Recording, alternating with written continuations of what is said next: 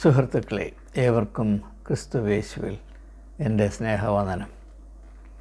ഈ വീഡിയോയുടെ ആരംഭത്തിൽ തന്നെ സീറോ മലബാർ സഭയിലെ എറണാകുളം അങ്കമാലി അതിരൂപതയിലുള്ള പുരോഹിതരോടും വിശ്വാസികളോടുമുള്ള എൻ്റെ ആഴമേറിയ കടപ്പാട് ഞാൻ പരസ്യമായി പ്രസ്താവിക്കുകയും അംഗീകരിക്കുകയും ചെയ്യുകയാണ്. കാരണം അവരുടെ ഇടയിൽ സ്ഥിതി ചെയ്യുന്ന ദിവ്യബലിയെപ്പറ്റിയുള്ള അവസാനിക്കാത്ത സംഘർഷം എന്നെ ഈ ഒരു പ്രാധാന്യമർഹിക്കുന്ന മതപരമായ അനുഭവത്തെപ്പറ്റി കൂടുതൽ പ്രത്യേകമായും സൂക്ഷ്മമായും ആഴമായും ചിന്തിക്കുവാൻ പ്രേരിപ്പിച്ചു. അത് എനിക്ക് നന്നേ ഗുണം ചെയ്തു. അതുകൊണ്ട് ഈ ഒരു സംഘർഷം ആരംഭിക്കുന്നതിന് മുമ്പുണ്ടായിരുന്ന അവസ്ഥയേക്കാൾ കുറച്ചുകൂടെ ഈ ദിവ്യബലി അല്ലെങ്കിൽ ഹോളി കമ്മ്യൂണിയൻ അല്ലെങ്കിൽ വിശുദ്ധ സംസർഗം അല്ലെങ്കിൽ കുർബാന എന്ന് പറയുന്ന ഈ സക്രമെന്തിൻ്റെ ആത്മീയ അർത്ഥത്തെപ്പറ്റി, പൊരുളിനെപ്പറ്റി കുറച്ചുകൂടെ വ്യക്തത പ്രാപിപ്പാൻ ഇടയായി എന്ന് സമ്മതിക്കുന്നതിൽ എനിക്ക് സന്തോഷമുണ്ട്. അത് നിങ്ങളുമായി പങ്കിടുക എന്നതാണ് ഈ വീഡിയോ കൊണ്ട് ഉദ്ദേശിക്കുന്നത്. നമുക്ക് ആ ഒരു അനുഭവത്തിലേക്ക് ഒരുമിച്ച് പ്രവേശിക്കാം. ഇതിൻ്റെ ഏറ്റവും പ്രകടമായ വശം, അതായത് കർത്താവായ യേശുക്രിസ്തു തൻ്റെ ക്രൂശീകരണത്തിന് മുൻപ് തൻ്റെ ശിഷ്യന്മാരുമായി ആസ്വദിക്കുന്ന അന്തിമ അത്താഴം എന്ന വിധത്തിൽ പ്രത്യേകമായ തിരിച്ചറിവുകളോടും ഉദ്ദേശത്തോടും സംഘടിപ്പിച്ച തയ്യാറാക്കിയ ഈ വിരുന്നിൻ്റെ അനുഭവം, സമാനതയില്ലാത്ത ഒരു വിരുന്നിൻ്റെ അനുഭവം, ഇതിൻ്റെ ഏറ്റവും പ്രാവർത്തികമായ വശം നോക്കുമ്പോൾ അത് യേശു കേന്ദ്രീകൃതമായ ഒരു കൂട്ടായ്മ, an association of people with Christ as the centre. യേശു തൻ്റെ ശിഷ്യന്മാരെ അതിനുവേണ്ടിയാണ് വിളിച്ചത് എന്ന് മർക്കോസ് തൻ്റെ സുവിശേഷത്തിൻ്റെ 3-ാം അധ്യായത്തിൻ്റെ 14-ാം വാക്യത്തിൽ പറയുന്നുണ്ട്. അവനോട് കൂടെ ഇരുപ്പാനും അയക്കപ്പെടുവാനുമാണ് ശിഷ്യന്മാരെ വിളിച്ചത്. അപ്പോൾ വ്യത്യസ്തമായ അനുഭവത്തിൽ വസിച്ചിരുന്നവർ, വ്യത്യസ്തമായ ജീവിത ബാക്ക്ഗ്രൗണ്ട് ഉണ്ടായിരുന്നവർ, വ്യത്യസ്തമായ വ്യക്തിത്വം ഉണ്ടായിരുന്നവർ യേശുവിനാൽ വിളിക്കപ്പെട്ട് അവർ ഒരു വിശ്വാസ കൂട്ടമായി 12 പേർ യേശുവിനോട് ചേർന്നുള്ള ഒരു ചെറിയ കൂട്ടമായി രൂപാന്തരപ്പെടുന്ന ഒരു ദൃശ്യമാണ് നാം ആദ്യമേ കാണുന്നത്. അവിടെയാണ് സുവിശേഷം ആരംഭിക്കുന്നത്. നിങ്ങൾ ഈ 12 പേരെ ശ്രദ്ധിച്ചാൽ അവരിൽ ഒരു വ്യക്തി പോലും ഒരാൾ മറ്റൊരാളുടെ കോപ്പിയാണ് എന്ന് നമുക്ക് പറയാൻ സാധ്യമല്ല. ഈ 12 പേരും വൈവിധ്യങ്ങളുടെ ഒരു സംഗമമാണ്. ഇത് നാം പലപ്പോഴും പരിഗണിക്കാൻ മടിയാക്കുന്ന അല്ലെങ്കിൽ പരിഗണിക്കാതെ മാറ്റിവെച്ചിരിക്കുന്ന ഒരു യാഥാർത്ഥ്യമാണ്. യേശു തൻ്റെ 12 ശിഷ്യന്മാരെ തിരഞ്ഞെടുത്തപ്പോൾ അവരെല്ലാവരും ഒരേ അച്ചിൽ നിന്ന് വന്നതുപോലെ ആയിരിക്കണം. അവരുടെ ഇടയിൽ സംഘർഷമുണ്ടാകാതിരിക്കേണ്ടതിന് എല്ലാവരും അവരുടെ രുചിയിലും വ്യക്തിത്വത്തിലും താല്പര്യങ്ങളിലും കാഴ്ചപ്പാടിലും ഒന്നുപോലെ ആയിരിക്കണം. ഇംഗ്ലീഷിലൊറ്റ വാക്കിൽ പറഞ്ഞാൽ ഹോമോജനായിറ്റി, എല്ലാം ഒന്നുപോലെ, യാതൊരു വ്യത്യാസവുമില്ല, വൈവിധ്യമില്ല, വൈരുദ്ധ്യമില്ല. അങ്ങനെയെങ്കിൽ സമാധാനമായി കഴിയാം. അല്ലാതെ വിവിധ തരത്തിലുള്ള 12 ആളുകളെ തിരഞ്ഞെടുത്താൽ അന്ന് തൊട്ട് തലവേദനയാണ്, അന്ന് തൊട്ട് സമാധാനമായിട്ട് കിടന്നുറങ്ങാൻ സാധ്യമല്ല, ഒരടി മുൻപോട്ട് വെക്കാൻ സാധ്യമല്ല എന്നാണ് നാം സാധാരണ ചിന്തിക്കുന്നത്. ഇംഗ്ലീഷിലെ പറച്ചിൽ പോലെ birds of the same feather flock together. ആ തത്വം വെച്ചല്ല യേശു തൻ്റെ ശിഷ്യന്മാരെ തിരഞ്ഞെടുത്തത് എന്ന് നമുക്ക് വ്യക്തമാണ്. ഈ 12 പക്ഷികളും വ്യത്യസ്ത തൂവലുകളും വ്യത്യസ്ത ചിറകുകളും വ്യത്യസ്ത മാനസിക ഘടനയുള്ളവരുമായിരുന്നു, വ്യത്യസ്ത വനത്തിൽ നിന്ന് വന്നവരായിരുന്നു എന്നത് വളരെ പ്രകടമാണ്. അപ്പോൾ അങ്ങനെയുള്ള വ്യത്യസ്തതകൾ, വൈവിധ്യങ്ങൾ, വൈരുദ്ധ്യങ്ങളുള്ള ഒരു കൂട്ടത്തിൻ്റെ കൂട്ടായ്മയാണ് നാം ഇവിടെ കാണുന്നത്. അതാണ് എൻ്റെ ഏറ്റവും അടിസ്ഥാനപരമായ മർമ്മം.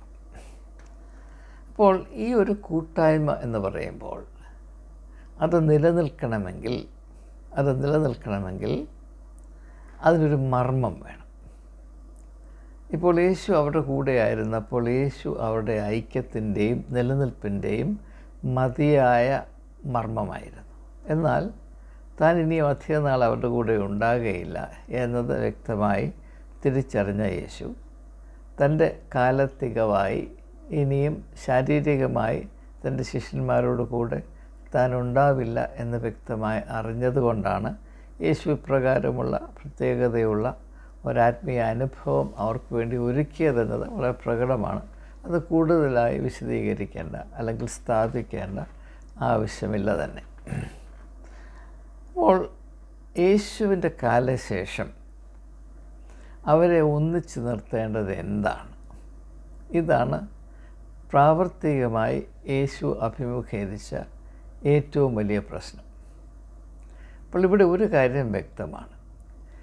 ലൗകികമായ ഐക്യം ഈ ഒരു സാഹചര്യത്തിൽ ഈ ഒരു ലക്ഷ്യത്തോട് ചേരുന്നതല്ല. അതായത് ലൗകികമായി നോക്കുമ്പോൾ ഈ 12 പേർ ശിഥിലീകരിക്കപ്പെടാതെ അവർ ഒരുമിച്ച് ഒന്നായി നിൽക്കുന്നതിന് ഏറ്റവും ഉതകുന്ന അല്ലെങ്കിൽ സഹായിക്കുന്ന മർമ്മം അവർ ഒരേ അച്ചിൽ വാർത്ത് എടുക്കപ്പെട്ടവരും ഒരേ അഭിരുചികളും ഒരേ വ്യക്തിത്വവും മാത്രവുമുള്ളവരാണ് എന്നതാണ്. എന്നാൽ അത് ജീവൻ്റെ മർമ്മമല്ല. ഇവിടെയാണ് സക്രമത്തിൻ്റെ ഹൃദയഭാഗം ഇരിക്കുന്നത്.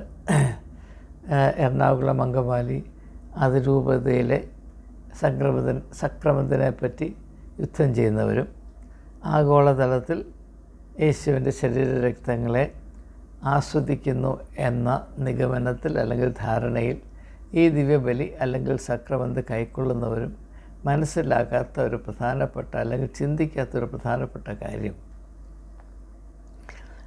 ഈ വൈവിധ്യങ്ങളും വൈരുദ്ധ്യവുമില്ലാത്ത ജീവൻ എന്ന പ്രതിഭാസം അല്ലെങ്കിൽ ജീവിതം എന്ന അനുഭവമില്ല. To live is to have to live with contradictions and diversities, varieties. എവിടെയൊക്കെ വൈവിധ്യങ്ങളുണ്ടോ അവിടെയെല്ലാം വൈരുദ്ധ്യങ്ങളും ഉണ്ടാകും.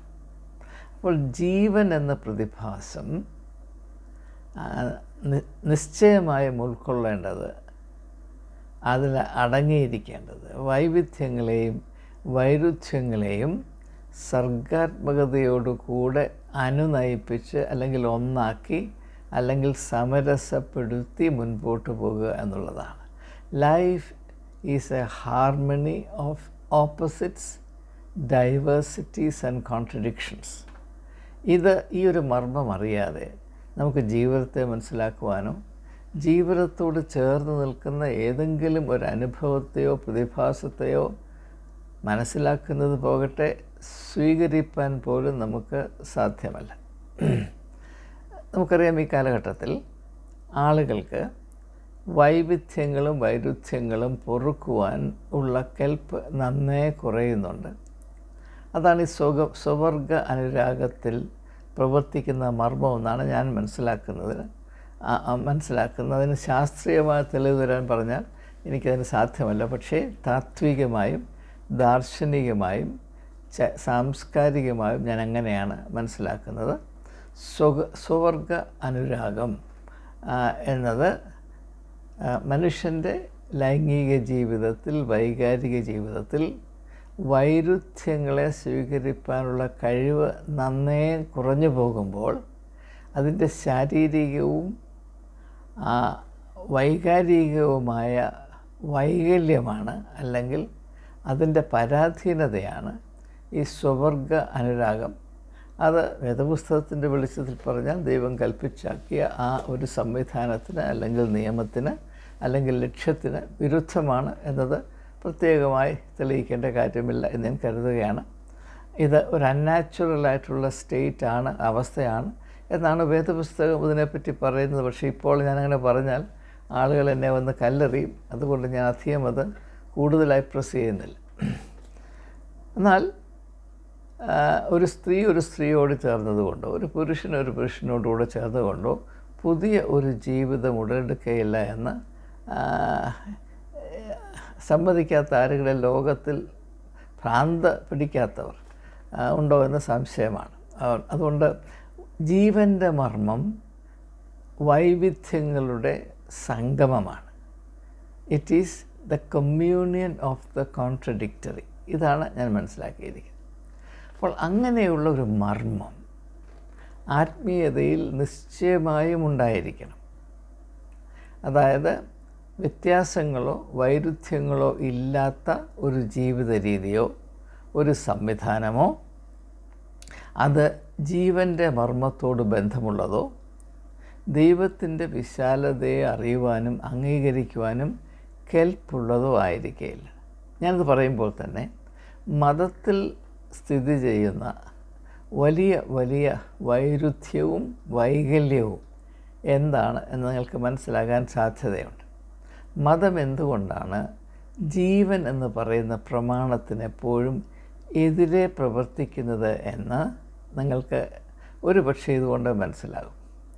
മതങ്ങൾ, ഏത് മതവും ക്രിസ്തുമതം ഉൾപ്പെടെ, അത് സംഘടിതമാകുമ്പോൾ ആ സംഘടനയെ നിയന്ത്രിക്കുന്ന ഏറ്റവും പ്രധാനപ്പെട്ട ഘടകം എല്ലാവരും ഒന്നുപോലെ ആയിരിക്കണം എന്നുള്ളതാണ്.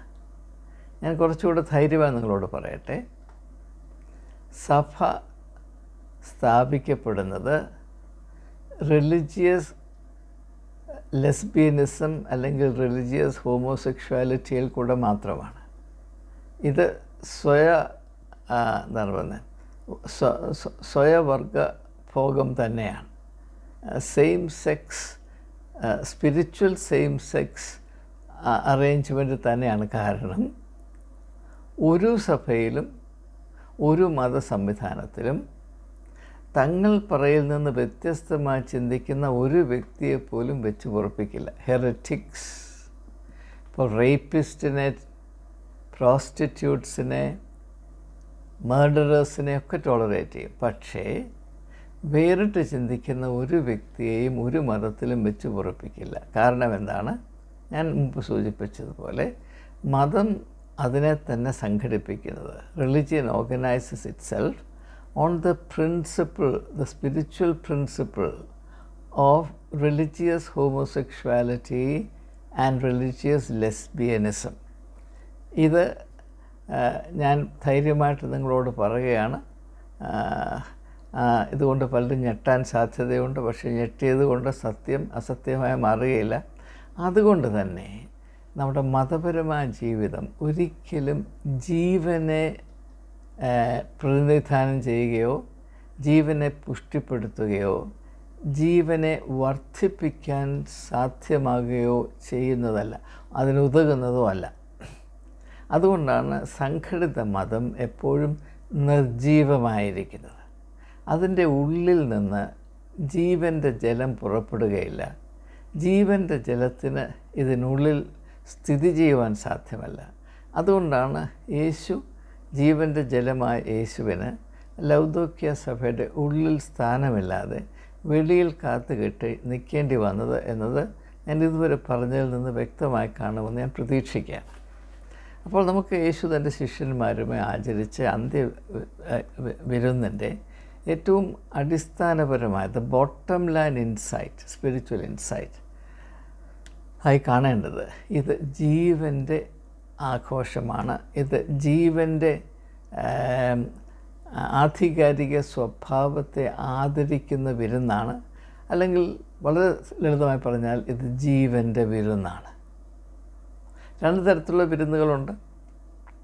യേശുവിൻ്റെ കാലം വരെയും യഹൂദ റബിമാർ തങ്ങളുടെ ശിഷ്യന്മാരുമായി ഒരു വാർഷിക ആഹാരം ആചരിച്ചിരുന്നു.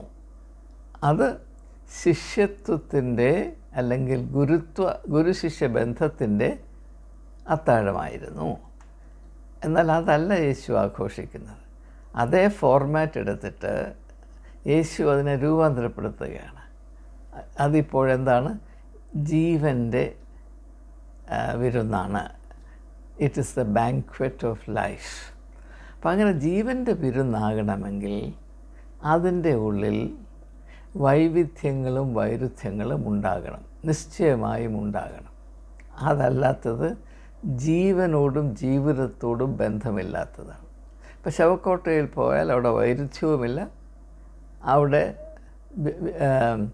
വൈരാഗ്യവുമില്ല, അവിടെ യുദ്ധമില്ല, അവിടെ അഭിപ്രായ വ്യത്യാസമില്ല, അവിടെ തല്ലില്ല, അവിടെ തമ്മിലടിയില്ല, അവിടെ സമാധാനം.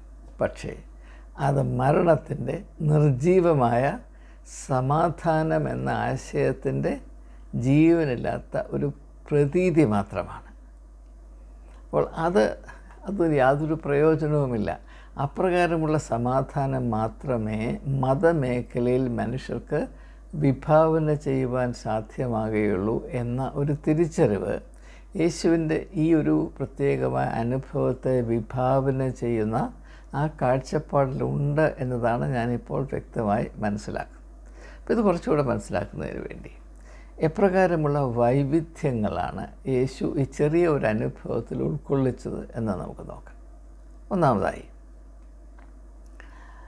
ഗുരുവും ശിഷ്യന്മാരും തമ്മിലുള്ള ബന്ധം എന്താണ്, എപ്രകാരമായിരിക്കണം എന്ന് യേശുവിൻ്റെ കാലത്ത് സ്ഥിതി ചെയ്തിരുന്ന ആ കാഴ്ചപ്പാടിന് വളരെ വിരുദ്ധമായ ഒരു കാഴ്ചപ്പാടാണ് യേശു ഇവിടെ അവതരിപ്പിക്കുന്നത്. അപ്പോൾ യേശു മനഃപൂർവ്വം വൈരുദ്ധ്യം അവിടെ അവതരിപ്പിക്കുകയാണ്.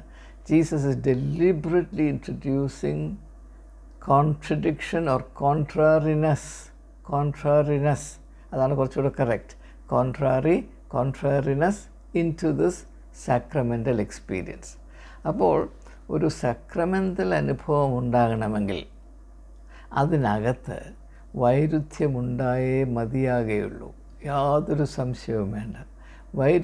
വൈരുദ്ധ്യത്തെ അകറ്റി നിർത്തുന്ന ഒന്നും ജീവനോട് ബന്ധമുള്ളതല്ല, ജീവൻ എന്ന പ്രമാണത്തോട് ബന്ധമുള്ളതല്ല.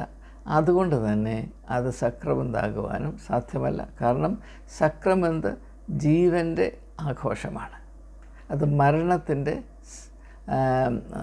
കൃത്രിമമായ സമാധാനമല്ല, ആഹാരമല്ല. അപ്പോൾ ഇത് നിലവിലിരുന്ന ധാരണയും ഇനിയും വരാൻ പോകേണ്ട തിരിച്ചറിയും തമ്മിലൊരു സംഘർഷം യേശുവോട് സൃഷ്ടിക്കുകയാണ്. ആ സംഘർഷം കേന്ദ്രീകരിക്കുന്നത് പത്രോസിലാണ്.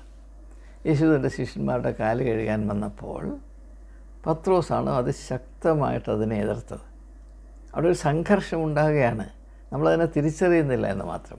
ആ സംഘർഷം യേശു വിഭാവന ചെയ്ത ആ സക്രമെൻ്റൽ അനുഭവം അതിൻ്റെ അവിഭാജ്യ ഘടകമാണ് എന്നത് നാം തിരിച്ചറിയുന്നില്ല. കാരണം ഇങ്ങനെയുള്ള ഒരു ദർശനവും ഒരു കാലത്തും സഭയുടെ ആഭിമുഖ്യത്തിൽ പ്രസ്താവിക്കപ്പെടുവാനോ വെളിപ്പെടുത്തുവാനോ യാതൊരു സാധ്യതയുമില്ല എന്ന് ഒരു പക്ഷേ ഇതുവരെ നിങ്ങൾ എന്നെ ശ്രമിച്ചവർ മനസ്സിലാക്കാൻ ശ്രമിച്ചവർ ഇപ്പോൾ പെട്ടെന്ന് മനസ്സിലാക്കുവാൻ കഴിവുള്ളവരായി തീർന്നിരിക്കുന്നു എന്നതാണ് എൻ്റെ ഒരു വലിയ ആശ്വാസം. അതുകൊണ്ടാണ് ഇങ്ങനെയുള്ള അല്പം ആഴമേറിയ കാര്യങ്ങൾ വെളിപ്പെടുത്തുവാനുള്ള ധൈര്യം എനിക്കിപ്പോൾ ഉണ്ടാകും. അപ്പോൾ ഒരു വൈരുദ്ധ്യം. രണ്ടാമത്, ജീവനും മരണവും തമ്മിൽ, ഇത് രണ്ടും വൈവിധ്യമാണല്ലോ. നാം സാധാരണ ധരിച്ചിരിക്കുന്നത് ജീവനും മരണവും ഒരിക്കലും പൊരുത്തപ്പെടാത്ത രണ്ട് മർമ്മങ്ങളായിട്ടാണ്. പക്ഷേ ഈ ഒരു സക്രമം നോക്കുമ്പോൾ യേശു എന്താണ് ചെയ്യുന്നത്? ജീവനെയും മരണത്തെയും, മനുഷ്യൻ്റെ ചിന്തയിൽ എപ്പോഴും രണ്ട് ധ്രുവങ്ങളായി ഒരിക്കലും അടുത്ത് വരുവാൻ കഴിയാത്ത രണ്ട് ആശയങ്ങളെ, രണ്ട് അവസ്ഥകളെ യേശു ഒന്നാക്കി തീർക്കുകയാണ്. അതെങ്ങനെയാണ് ഒന്നാക്കി തീർക്കുന്നത്? അതിമനോഹരമാണ്. അപ്പം എടുത്ത് മുറിച്ചു. അപ്പം ജീവൻ്റെ പ്രതീകമാണെങ്കിൽ ആ മുറിക്കുക എന്നുള്ളത് മരണത്തിൻ്റെ പ്രതീകമാണ്. അപ്പോൾ ആ അപ്പത്തിൽ ജീവനിൽ നിന്ന് മരണവും മരണത്തിൽ നിന്ന് ജീവനും, അതാണ് സക്രമെന്ത് എന്ന് പറയുന്നത്. സക്രമെന്ന് പറയുന്ന ആശയത്തിൻ്റെ ആഴം അവിടെയാണ്. അത് മനസ്സിൽ വെച്ചുകൊണ്ടാണ് യേശു പറയുന്നത്, യോഹന്നാൻ്റെ സുവിശേഷം 12-ാം അധ്യായത്തിൻ്റെ 74-ാം വാക്യം, ഗോതമ്പ് മണി വീണ് ചാകുന്നില്ല എങ്കിൽ അത് തനിയെ ഇരിക്കും. 25-ാം വാക്യത്തിൽ വരുമ്പോൾ, ആരെങ്കിലും അവൻ്റെ ജീവൻ ഇച്ഛിക്കാൻ ശ്രമിച്ചാൽ അത് അവൻ നഷ്ടപ്പെടും. എനിക്ക് വേണ്ടി തൻ്റെ ജീവനെ നഷ്ടപ്പെടുത്തുന്നവൻ അത് നേടും എന്ന് പറയുന്ന ആ ഒരു വലിയ വിരോധാഭാസം എന്ന് പറയുന്നത് ആത്മീയതയുടെ അടിസ്ഥാന സത്യമാണ്. അതാണ് സത്യം. ആ സത്യത്തെ ഉൾക്കൊള്ളാത്തതൊന്നും സക്രമന്താകുകയില്ല. അത് അച്ഛൻ ആഘോഷിച്ചാലും, കത്തനാരാഘോഷിച്ചാലും, മെത്രാൻ ആഘോഷിച്ചാലും, ആർച്ച് ബിഷപ്പ് ആഘോഷിച്ചാലും, പോപ്പ് ആചരിച്ചാലും, സാക്ഷാൽ പത്രോസ് വന്ന് ആചരിച്ചാലും, ജീവനും മരണവും തമ്മിൽ ഒന്നായിത്തീരുന്ന ആ സകല ബുദ്ധിയെയും കവിയുന്ന ആ ഒരു അനുഭവത്തിലേക്ക് നമ്മുടെ വ്യക്തിത്വം വളരുവാൻ തക്കവണ്ണം അല്ലാതെ ഇതാഘോഷിച്ചാൽ ഇതൊരിക്കലും ദിവ്യബലിയാകുകയില്ല, ഇതൊരിക്കലും ഒരു സക്രമന്താകുകയില്ല. എന്നെ എപ്പോഴും അത്ഭുതപ്പെടുത്തുന്നൊരു കാര്യം, ഏതർത്ഥത്തിലാണ് പ്രത്യേകിച്ച് കത്തോലിക്കർ ഇതിനെ ബലി എന്ന് പറയുന്നത്? കത്തോലിക്കരല്ലാത്ത ആളുകൾ, അതായത് പ്രൊട്ടസ്റ്റൻ്റ് സഭകൾ ഇതിനെ ബലി എന്നല്ല പറയുന്നത്, ഇതിനെ സക്രമെന്ത് എന്നാണ് പറയുന്നത്, കുർബാന എന്ന് പറയുന്നത്. അത് വേർതിരിക്കപ്പെട്ട അവസ്ഥ, കുർബാന, that which is set apart. ഈ ബലി എന്ന് പറഞ്ഞ അർത്ഥം എന്താണ്? അത് ഒരർപ്പണമാണ്. എന്താണ് അർപ്പിക്കുന്നത്? ജീവനെ അർപ്പിക്കുകയാണ്. അപ്പോൾ ജീവനെ അർപ്പിക്കുമ്പോൾ അർപ്പണം എന്ന ആശയത്തിൽ മരണം അടങ്ങിയിട്ടുണ്ട്. എന്നാൽ ആ മരണം പ്രത്യാശ തിങ്ങി വിങ്ങി നിൽക്കുന്ന ഒരു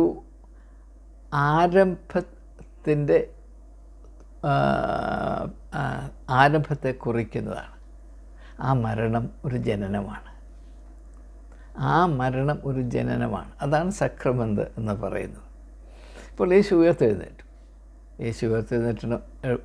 ഉയർത്തെഴുന്നേൽക്കണമെങ്കിൽ മരിക്കണമല്ലോ. ആ മരണം, അതിൻ്റെ മർമ്മം എന്താണ് എന്ന സൂചനയും ഇവിടെയുണ്ട്. പക്ഷെ അതുകൊണ്ട് മരണത്തെയും ജീവനെയും വ്യത്യസ്ത തസ്തികയിൽ വെച്ച്, വ്യത്യസ്ത തട്ടത്തിൽ വെച്ച് ചിന്തിച്ചാൽ നമുക്ക് ജീവൻ്റെയോ മരണത്തിൻ്റെയോ അർത്ഥം ഒരിക്കലും പിടികിട്ടുകയില്ല. ഇത് രണ്ടും ഒരേ അവസ്ഥയാണ് എന്നും ഒരേ യാഥാർത്ഥ്യത്തിൻ്റെ രണ്ട് മുഖങ്ങളാണ്. വൈരുദ്ധ്യങ്ങളെന്ന് നമുക്ക് തോന്നുന്ന കാര്യങ്ങൾ ഒന്നായിത്തീരുമ്പോൾ മാത്രമേ ആ ഒരു അനുഭവത്തിൻ്റെ പൂർണ്ണതയോടടുത്ത് വരുവാനും, അതുകൊണ്ട് തന്നെ അതിൻ്റെ അതുവരെ മറഞ്ഞിരിക്കുന്ന പൊരുൾ ഏതെങ്കിലും വിധത്തിൽ മനസ്സിലാകുവാനും നമുക്ക് സാധ്യമാകുകയുള്ളൂ എന്ന് ഇത്തരുണത്തിൽ ഞാൻ സൂചിപ്പിച്ചു കൊള്ളട്ടെ. അപ്പോൾ യേശു ഇത് വൈവിധ്യങ്ങളുടെയും വൈരുദ്ധ്യങ്ങളുടെയും ഒരവസ്ഥയായിട്ടാണ് വിഭാവന ചെയ്തതെന്ന് ആരെങ്കിലും നാളിതുവരെ പറഞ്ഞ് നിങ്ങൾ കേട്ടിട്ടില്ല നിശ്ചയം. എന്ന് മാത്രവുമല്ല, ഇനിയും ഏറ്റവും പ്രധാനപ്പെട്ട ഒരു ചിന്ത ഞാൻ നിങ്ങളുമായി പങ്കിടുകയാണ്. അത് വ്യക്തമാകുന്നതിന് ഒരു നിമിഷം നമുക്ക് രാഷ്ട്രീയം പരിഗണിക്കേണ്ടത്. ഇവിടെ നമുക്ക് സംഘ് പരിവാർ നമ്മെ വളരെയധികം സഹായിക്കും. സംഘ് പരിവാർ ദർശനം എന്താണ്?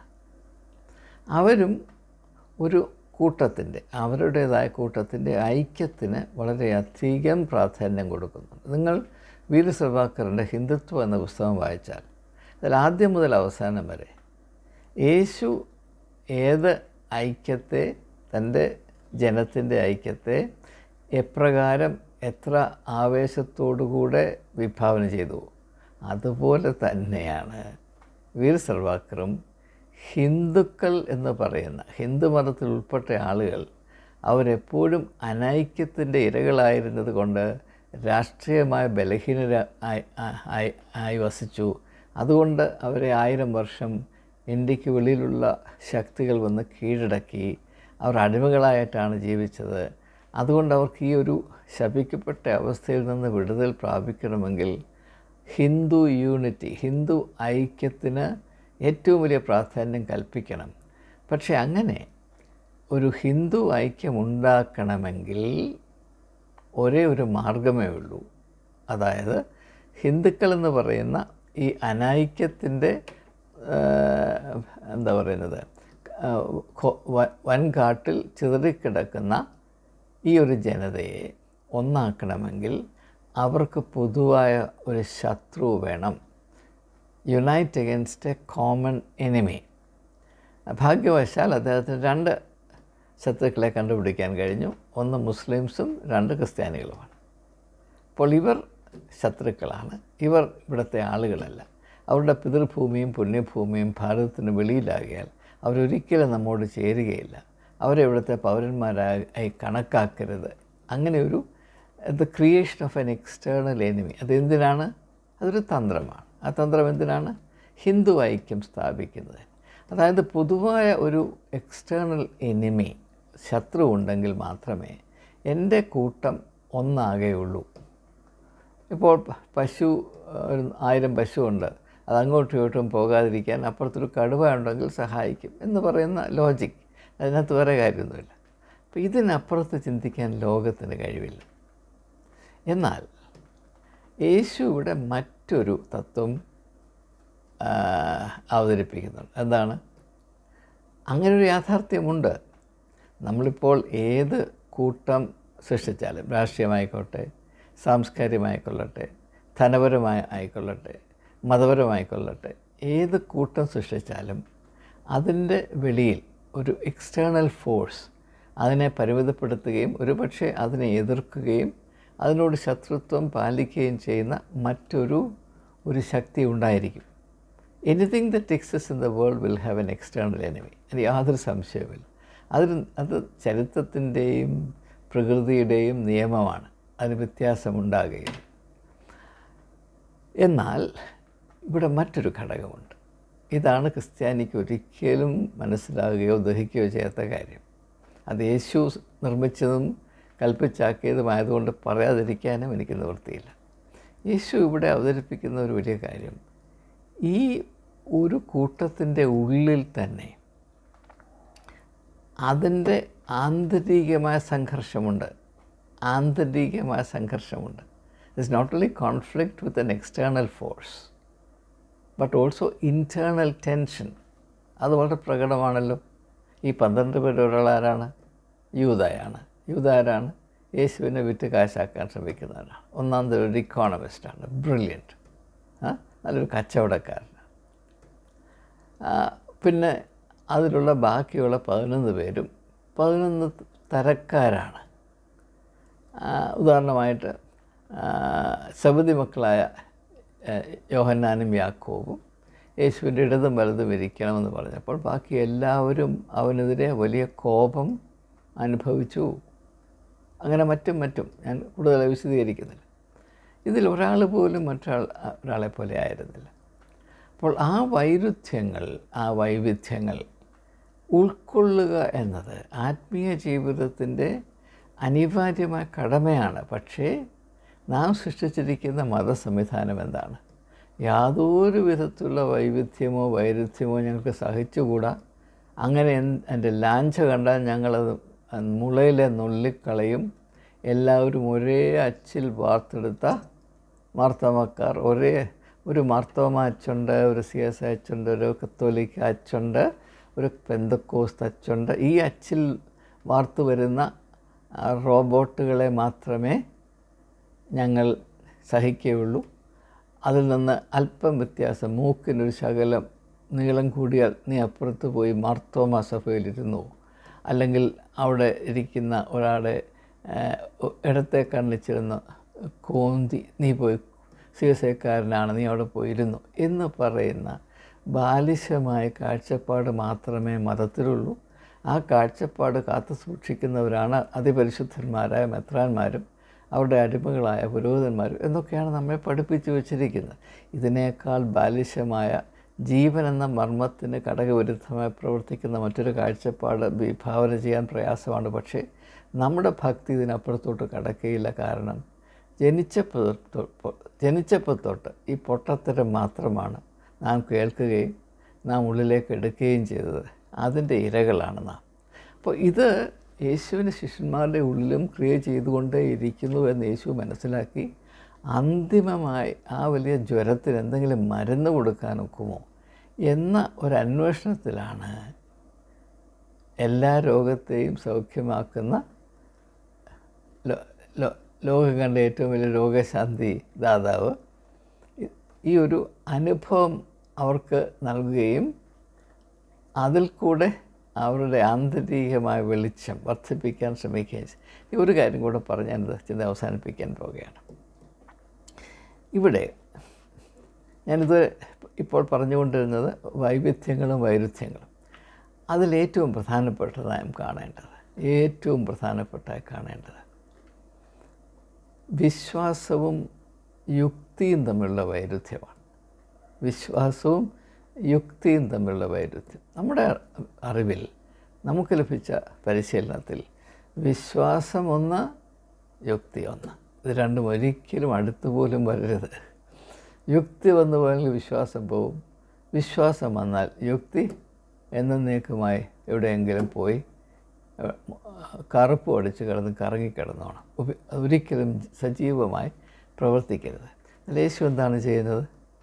ഇപ്രകാരമുള്ള സമാനതയില്ലാത്ത ഒരു ആത്മീയ അനുഭവം അവർക്ക് പകർന്നു കൊടുത്തിട്ട് യേശു അവരോട് ചോദിക്കുന്നു, ഞാൻ നിങ്ങൾക്ക് വേണ്ടി ചെയ്തത് എന്ത് എന്ന് നിങ്ങൾ അറിയുന്നുവോ? നിങ്ങൾ അറിയുന്നുവോ? അനുഭവമുണ്ട്, അറിവുമുണ്ടാകണം. ആ അനുഭവം ഉണ്ടാകണമെങ്കിൽ വിശ്വാസം വേണം, ഫെയ്ത്ത് വേണം. പക്ഷെ അതുകൊണ്ട് പൂർത്തിയാകുന്നില്ല. ആ വിശ്വാസത്താൽ അനുഭവിച്ച കാര്യങ്ങളെ യുക്തി കൊണ്ട് തിരിച്ചറിയുകയും വേണം. You have to understand what you have entered into by faith. അതുകൊണ്ട് പൗലോസ് അപ്പോസ്തലൻ പറയുന്നു, വിശ്വാസത്താൽ മാത്രം തെറ്റാണ്. യേശുവിൻ്റെ മാതൃകയ്ക്ക് വിരുദ്ധമാണ്. അങ്ങനെയാണ് പൗലോസ് അപ്പോസ്തലൻ. പിന്നെ നമുക്കറിയാം, റിഫോർമേഷൻ ഉണ്ടായപ്പോൾ സോളാ ഫീഡെ ബൈ ഫെയ്ത്ത് അലോൺ എന്നൊക്കെ പറഞ്ഞു. പക്ഷേ അത് യേശുവിൻ്റെ ദർശനത്തിൻ്റെ പകുതി മാത്രമായിരുന്നു. വിശ്വാസം തീർച്ചയായും വേണം, യാതൊരു സംശയമില്ല. പക്ഷേ വിശ്വാസത്തിൽ കൂടെ നാം കടന്നു വരുന്ന അല്ലെങ്കിൽ പ്രവേശിക്കുന്ന അനുഭവങ്ങളെ ദൈവം തന്നെ നമുക്ക് നൽകിയ യുക്തി ഉപയോഗിച്ച് മനസ്സിലാക്കുകയും ആ മനസ്സിലാക്കുന്നതിൽ കൂടെ നമ്മുടെ ബോധതലങ്ങൾ കുറച്ചുകൂടെ പ്രകാശിതമായി തീരുകയും ചെയ്യുക എന്നുള്ളത് യേശു വിഭാവന ചെയ്ത അനുഭവത്തിൻ്റെ പൂർണ്ണതയാണ്. The wholeness of the spiritual experience. പക്ഷേ നാം തിരിച്ചറിയേണ്ട കാര്യം, ഞാൻ ഈ പറഞ്ഞ ഒരു കാര്യം പോലും, അത് ഞാൻ സൂചിപ്പിച്ച ഒരു അവസ്ഥ പോലും, ഒരു പരിഗണന പോലും, ഒരു സാധ്യത പോലും അല്പം പോലും ഉൾപ്പെടുത്താതെയാണ് നാം ഈ വിശുദ്ധ സക്രമന്ത് അല്ലെങ്കിൽ ദിവ്യബലി അല്ലെങ്കിൽ കുർബാന എന്ന് പറയുന്ന കാര്യം ആചരിച്ചു കൊണ്ടേയിരിക്കുന്നത്.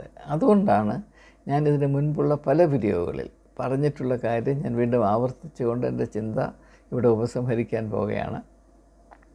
യേശു നൽകിയ നിർദ്ദേശങ്ങൾ, യേശു ആരംഭിച്ച അനുഭവങ്ങൾ, സക്രമന്ത്, ബപ്തിസ്മ പോലെയുള്ള കാര്യങ്ങൾ, ഇതൊന്നും അന്ന് നടന്നതിനോട് അനുബന്ധമായോ അതിൻ്റെ ആത്മീയ അർത്ഥത്തെ ഉൾക്കൊള്ളുന്നതായോ അല്ല നാം ഇപ്പോൾ ആചരിക്കുന്നത്. സഭ ഒന്നിനു പകരം മറ്റൊന്ന് സബ്സ്റ്റിറ്റ്യൂട്ട് ചെയ്യുന്ന പരിപാടിയിൽ വിദഗ്ധയാണ്. ഒറിജിനലായിട്ട് ഒരനുഭവം നിങ്ങൾക്ക് പ്രാപിപ്പാൻ സാധ്യമല്ല. സബ്സ്റ്റിറ്റ്യൂട്ട്സിനെ മാത്രം കൊണ്ട് നിർത്തുകയാണ്. ഇപ്പോൾ പന്ത് കളിക്ക് ഒരു സബ്സ്റ്റിറ്റ്യൂട്ടിനെ അനുവദിക്കും, പക്ഷേ ഈ സഭയെന്ന് പറയുന്ന പന്ത് കളിയിൽ എല്ലാവരും സബ്സ്റ്റിറ്റ്യൂട്ട്സാണ്. ഒറിജിനലായിട്ട് ആരുമില്ല. ഒറിജിനൽ ടീം കളിക്കാൻ സമ്മതിക്കത്തില്ല, സബ്സ്റ്റിറ്റ്യൂട്ട്സാണ്. ഈ ഒരു അവസ്ഥയാണ് എന്ന് ജനം തിരിച്ചറിയാത്തത് കൊണ്ട്. കാരണം എല്ലാവരും ഇതേ കാഴ്ചപ്പാട്, എല്ലാവരും ഒരുപോലെ കണ്ടുപൊട്ടന്മാരാണെങ്കിൽ ആർക്കും കാഴ്ചയുമില്ല, അന്ധതയുമില്ല എന്നൊരവസ്ഥയിലാണ് നമുക്ക്. ഇത് തിരിച്ചറിയാൻ നമുക്ക് ഇടയാകട്ടെ. അങ്ങനെ യാഥാർത്ഥ്യം തിരിച്ചറിയണം എന്നതിൻ്റെ ഒരു വലിയ ആഹ്വാനമാണ് എറണാകുളം അങ്കമാലി ഡയസിൽ സീറോ മലബാർ സഭയുടെ ഈ അതിരൂപതയിൽ ഒടുങ്ങാത്ത സംഘർഷമായി നിൽക്കുന്നത് കാരണം നാം എല്ലാവരും ഇതിനെപ്പറ്റി അല്പമെങ്കിലും ബോധ്യം പ്രാപിച്ചെങ്കിൽ മാത്രമേ അവരാരംഭിച്ച ഈ നല്ല ദൗത്യം, അതായത് കേരളത്തിലെ ക്രിസ്ത്യാനികളെയെങ്കിലും ഈ യേശുവിൻ്റെ ശരീരരക്തങ്ങളെ ഉൾക്കൊള്ളുന്നുവെന്ന് പറയുന്ന ഈ ദിവ്യമായ സക്രമെൻ്റ് അതെന്താണെന്നും അതിൻ്റെ ആത്മീയമായ അച്ചടക്കം എന്താണെന്നും അതിൻ്റെ ഏതുദ്ദേശത്തോടുകൂടി യേശു അപ്രകാരം നിയമിച്ചാക്കിയെന്നും ജനം തിരിച്ചറിയുന്നത് വരെ ഞങ്ങൾ ഈ വഴക്ക് അവസാനിപ്പിക്കുകയില്ല എന്നവർ നിർബന്ധം പിടിക്കുന്നത് അത് ശ്ലാഘനീയമായൊരു കാര്യമാണ്. പക്ഷേ അത് എത്ര വർഷം കൊണ്ട് ജനം ഇത് തിരിച്ചറിയുമെന്ന് എനിക്ക് അറിഞ്ഞുകൂടാ. അങ്ങനെ അറിവ് പ്രാപിക്കേണ്ടതിന് അതിനെപ്പറ്റി കൂടുതൽ വെളിച്ചത്തിൽ ഇത് മനസ്സിലാക്കേണ്ടതിന് വേണ്ടി ഒരു ചെറിയ ഒരു സംഭാവന എൻ്റെ ഭാഗത്തു നിന്നായിക്കൊള്ളട്ടെ എന്നൊരു എളിമയാർന്ന താല്പര്യത്തിൽ മാത്രമാണ് ഈ ചിന്തകൾ നിങ്ങളുമായി പങ്കിടുന്നത്. നിങ്ങൾ തീർച്ചയായും ഇത് അർഹിക്കുന്ന ശ്രദ്ധയോടുകൂടെ കേൾക്കുകയും ഇതിനെപ്പറ്റി ചിന്തിക്കുകയും പറഞ്ഞ കാര്യങ്ങളിൽ എന്തെങ്കിലും സ്വീകാര്യമായ ആത്മീയമായ അർത്ഥതലങ്ങളുണ്ടെങ്കിൽ അവയെ അനുഭവത്തിൽ ആക്കുകയും പ്രാവർത്തികമായി പ്രയോജനപ്പെടുത്തുകയും ചെയ്യുമെന്ന പ്രതീക്ഷയിൽ ഈ ചിന്തകൾ തൽക്കാലം ഉപസംഹരിക്കുന്നു.